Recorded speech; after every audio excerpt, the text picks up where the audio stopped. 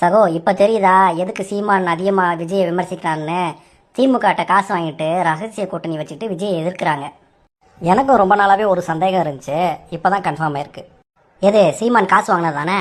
அது இல்லை, உங்கள் டிவிகே கட்சி திமுகவினுடைய பினாமி கட்சிங்கிறது இப்போ தான் கன்ஃபார்ம் ஆயிருக்கு. சகோ என்ன சகோ சொல்கிறீங்க? அட ஆமாப்பா, இவ்வளோ நாள் திமுக குடும்பத்துக்கிட்ட பணம் வாங்கிட்டு ரெட் ஜெயின் மூவி, சன் பிக்சர் அப்படின்னு சொல்லி திரையில நடிச்சிட்டு இருந்தாரு. இப்போ அதே குடும்பத்துக்கிட்ட ரகசியமாக பணத்தை வாங்கிட்டு வந்து அரசியல் கட்சின்ற பேரில் தரையில் நடிச்சுக்கிட்டு இருக்காரு. சகோ, விஜய் அப்படிப்பட்ட ஆள்லாம் இல்லை சகோ. என்ன நொப்படிப்பட்ட ஆள் இல்லை. திமுக குடும்பம் ஊழல் குடும்பம் அப்படின்னா அந்த ஊழல் பணத்தில் தானே இவ்வளோ நாள் படம் எடுத்துக்கிட்டு இருந்தாங்க. அந்த படத்தை நடிச்சு தானே இவர் சம்பாரிச்சுக்கிட்டு இருந்தாரு. திடீர்னு அரசியல் கட்சி ஆரம்பிச்சு இவங்கெல்லாம் ஊழல்வாதி, அவங்களை எதுக்க போறேன்னு சொன்னா நம்புற மாதிரியா இருக்கு. சகோ, தொழில் வேற அரசியல் வேற. உங்களுக்கு வேணுமா நடிப்பும் அரசியலும் வேற வேறையா இருக்கலாம், ஆனால் விஜய்க்கும் ஸ்டாலினுக்கும் ரெண்டும் ஒன்று தான். எப்போதுமே திமுக வெற்றி பெறுவதற்கான காரணம் அதனுடைய எதிர்ப்பு வாக்குகளாக சிதறி போவது தான்.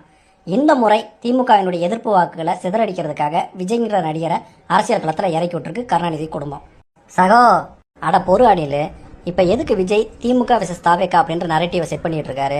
திமுக எதிர்ப்பு வாக்கு வாங்குறதுக்கு தானே. இங்கு நிறைய கட்சிகள் திமுக எதிர்த்து அரசியல் பண்ணிட்டு இருக்காங்க. ஒவ்வொரு கட்சிக்கும் திமுகவினுடைய எதிர்ப்பு வாக்குகள் பிரிஞ்சு விழுந்துச்சுன்னா அந்த வாக்குகள் என்பது சிதறி தான் போகும். இந்த நிலையை பயன்படுத்தி திமுக தன்னோட கோர் ஓட்டை வச்சு ஜெயிச்சிருவாங்க.